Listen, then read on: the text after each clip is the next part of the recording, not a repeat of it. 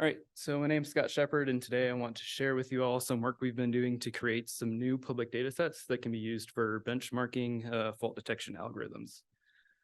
This work we've been doing is funded by a Department of Energy CEDO award that is not actually focused on the creation of these data sets. They're really just a byproduct. So I'm going to start off actually with a little bit of background on what that award is actually about. So the data that we've been using here is actually coming from pretty large utility plants. So think something like tens of megawatts, even up to a couple hundred megawatts. So very large plants here. They typically have tens of inverters, and that's where a lot of maintenance and diagnostic focus has been happening to date. I think that's changing in the last couple of years, but for the most part, most of it's been done on inverters, which certainly is important if you lose an inverter for any reason.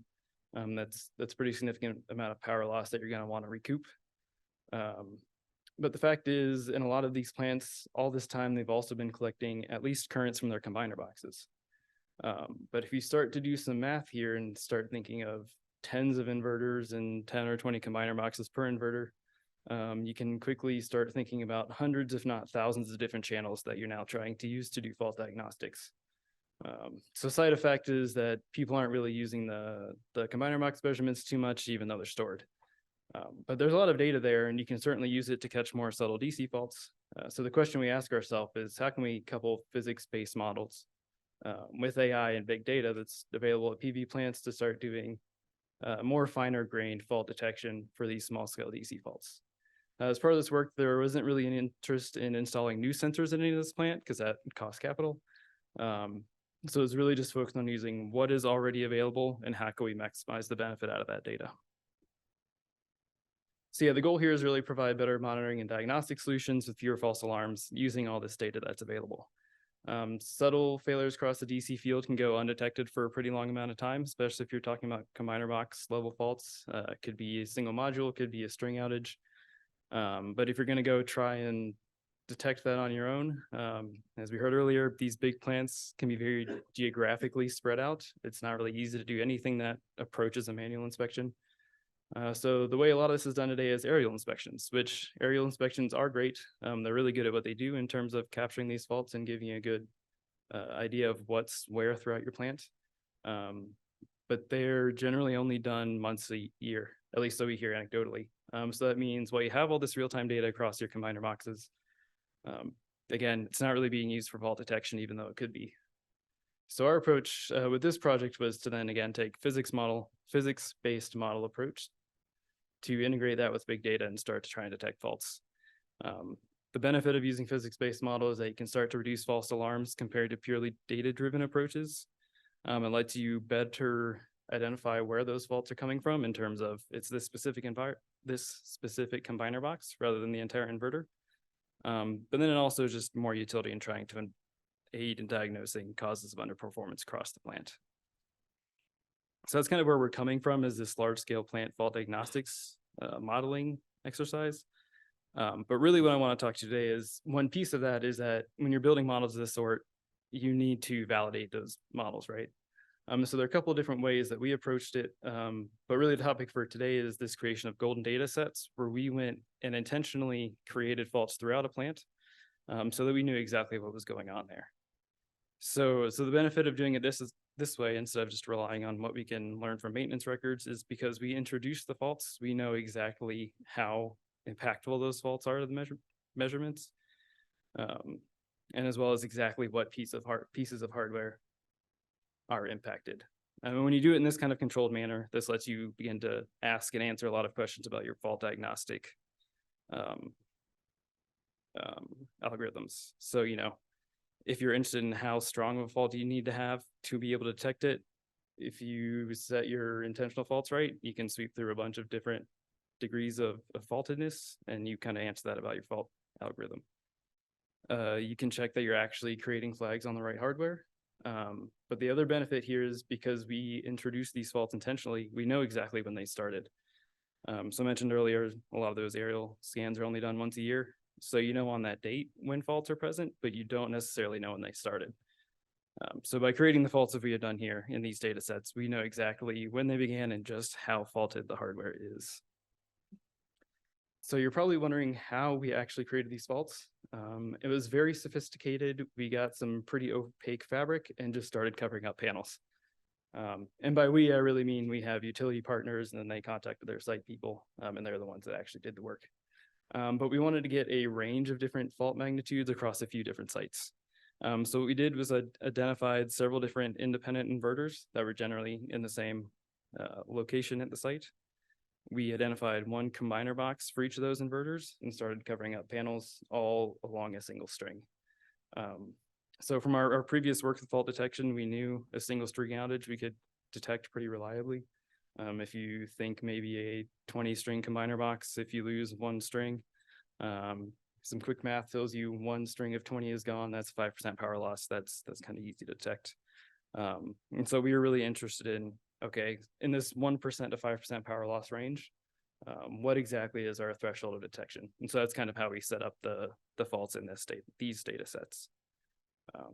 But yeah, so in the strongest case, the site technicians took this fabric and covered up a whole string. The next string, they covered up maybe 15 panels, the next string, maybe 10, just so we could capture this, like I said, 1 to 5% fault magnitude range. And our goal was not to have completely opaque fabric. Really, we just needed to be opaque enough that once you cover up the panel, the bypass circuitry kicks in, and then you basically just short that panel, and it's no longer contributing power to your measurements.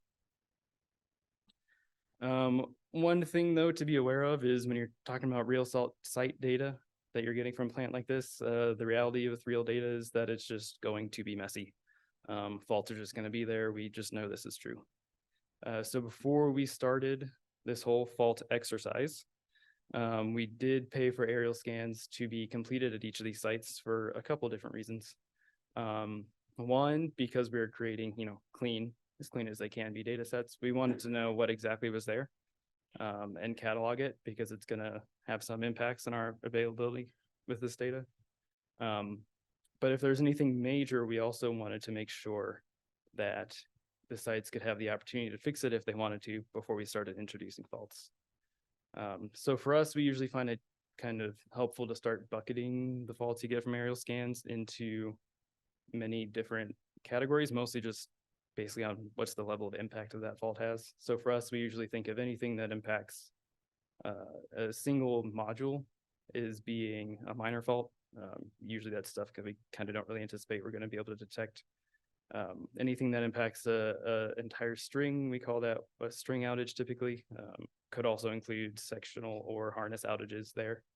And also you can have trackers outages if that's a solar tracking site.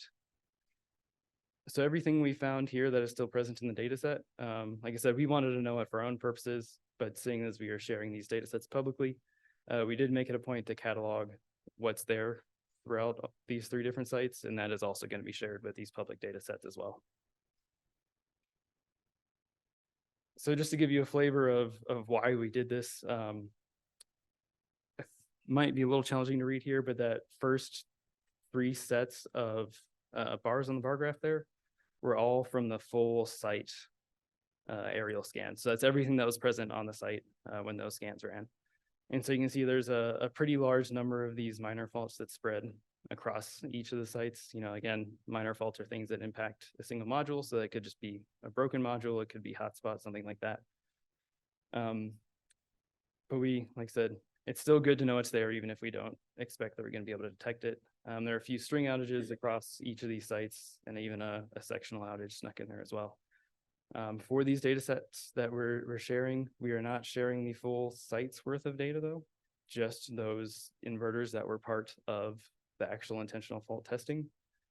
So the 2 sets of bars on the right, which really at this scale only looks like 1 set of bars, that's the stuff that's actually present in these data sets. So as you can expect, there's still a small chunk of minor faults that are kind of present. Replacing panels isn't exactly I'm going to say an easy thing. There are a lot of things that go on to replacing individual panels if that is deemed appropriate. But there is, just for full awareness, a string outage that's still present there. And like I said, this is all documented and is going to be shared with the data sets. So you'll know that this is there. So what are these data sets actually going to look like then? So one thing that was important to our utility partners is that they didn't want this data to be identifiable in any way. They didn't want anyone to be able to look at this data and whatever metadata and be able to identify what sites the specific data was coming from. So we did do a quick exercise just in anonymizing all this stuff. So any of these data column labels, you can see inverter 1 there. That's not necessarily what the plant would have called it. We've changed those labels a little bit. Some of the metadata that we're sharing, locations have been approximated. We're not, at least at this stage, planning to release specific hardware, just specs from the hardware so you can get kind of close. But what you're going to get here is a range of different CSV files. So the stuff you probably care most about is going to be the actual raw data CSVs. This is split up into several different files. First one's going to be all the inverter DC measurements, at least what was available from each site. So it's going to be current voltage and power, again, where available. Then there's going to be a separate file, and actually I think in the end it turned out to be several files for all the combiner box DC currents. And so for each of the inverters in this data set, we did only fault 1 combiner box per inverter, but we're still providing data from every combiner box in each of those respective inverters. So you can have some sense of, okay, here's the faulted one. Here's what the ones that were unfaulted should look like. There's going to be another set of files for met station data. So for this, that's plane of array irradiance. There's ambient temperature and wind speed. I think one site had a GHI measurement in there. And then tracker motor positions, which again, that was only one site. The other 2 were fixed tilt. But we're still providing that to you as well. Again, there's that summary of the aerial fault scans that we had performed prior to introduction of these faults. And so that's just a simple, this inverter, this combiner box had this noted issue. And again, rather simplified metadata just to avoid actually identifying any of these particular plants. So like all of you, we are also doing performance modeling here. And so because this is a performance modeling conference, I thought I'd just share a little bit about what our approach has been. So like I said earlier, our approach has generally been to take a physics-based model and couple that with these kind of big data techniques, since there's so many channels available to PV plant. So for us, this physics-based model is PV-lib. Basically, we map the whole site and build a PV model of the site. One thing we did just to make this a lot easier is we recognize that a lot of these large-scale plants are highly modular. So if you start looking at drawings, you will realize that different combiner boxes across the plant are really functionally identical. And you really look at that for a little bit, you realize that there are only like probably somewhere on the order of 5 unique combiner box configurations really. So we're not modeling every component directly, just those unique building blocks are being modeled. And then we roll that up through the whole plant hierarchy. The good thing about taking this approach is generally modeling the plant is really only a one-time activity. You don't need to keep retraining the models. And then once you've done that, you can follow it up to the data cleaning step. And then, of course, there's the fault detection piece. For that data filtering step, obviously, it's really important when you're trying to do any sort of fault detection. You want to take care of any noise or anything that, for perfectly physical reasons, is just going to kind of complicate things. So there are plenty of standards that are out there telling you how to filter PV data. One of them is this IEC standard we've got here. I usually think of that just as like a reasonableness check on all of your data, making sure that your radiance isn't negative or perhaps that your wind speed is not negative, but also setting upper bounds on those values as well. Looking for things like missing values, doing a quick check against dead sensors because that happens in the real world. But then there's also making sure that you don't have any abrupt changes that again would be indicative of any sort of sensor failure. So you wouldn't expect, from sunrise to maybe 8 a.m. to go from 0 irradiance to full 1,000 watts per meter squared. That just physically doesn't make a whole lot of sense. Another good thing to do is just watch out for either self-shading or just horizontal horizon shading rather. So if you have azimuth angle available to you or if you're using some sort of model, it's pretty easy to calculate. You can just throw a quick filter on there to make sure the sun is actually up in the sky. And then of course, the other good thing to do is cloud detection and generally filtering that out if you can. There are a lot of different ways to do that. But yeah, it's really in the end more important just to get it out and really work with the clean max power production data. For the fault detection piece of it, like I said, we use PVLib for our physics-based model here. And so from that, we're able to get out estimations of ISE and VOC. But we also know for at least individual modules, the shape of that curve is going to get impacted when any faults are present. But that kind of idea, even though it's maybe not these faults shown on the slide right now, that still scales up to bigger blocks within the plant, right? If you put panels in series, your VOC is going to way out to the right. When you start putting strings in parallel, your ISC will go up. So this idea is still extensible to the combiner box, which is what we're doing. And we're using a combination of the PVLib outputs as well as all the measured data to kind of reconstruct a pretty low fidelity recreation of the IV curve, at least for each individual combiner box. Then we take that and we featureize it. There are a lot of ways to do that I'm not going to go into here. But from those features, you can then start to do anomaly detection and start to predict where you think faults are present at the plant. Where this wraps into what I've been talking to today, though, then you can go run these public data sets that we're going to share with you, run them through this fault detection process, and then you can start to look, did we flag all of these intentionally introduced faults across the data set? So for example, this is, I think, results from plant A there that I pulled. We got 4 of the 5 that are available there, missing the one that was the smallest magnitude. What we really hope to get out of this, and we think a lot of other people too, is when you start running these different data sets or whatever algorithms you're using, hopefully you can really narrow down what your actual threshold of detectability is. Or if you want it to be finer, perhaps then you can start to figure out where do you need to start refining your algorithms. So at this point, I'm sure you're wondering, how do you actually download these data sets? So we currently have them up on GitHub. Here's the link. Minor correction to this slide. All of the data is actually currently available now. So if you go to that link, look it up, you'll be able to start downloading things today if you want. If you do start doing that, I encourage it. Feel free to look for me over the next day. If you have any questions, I'd be glad to answer them over the next day. But of course, anything, if you have them now, glad to take those as well. And again, since this is a DOE funded project, I believe we will be required to upload these to osti.gov as well.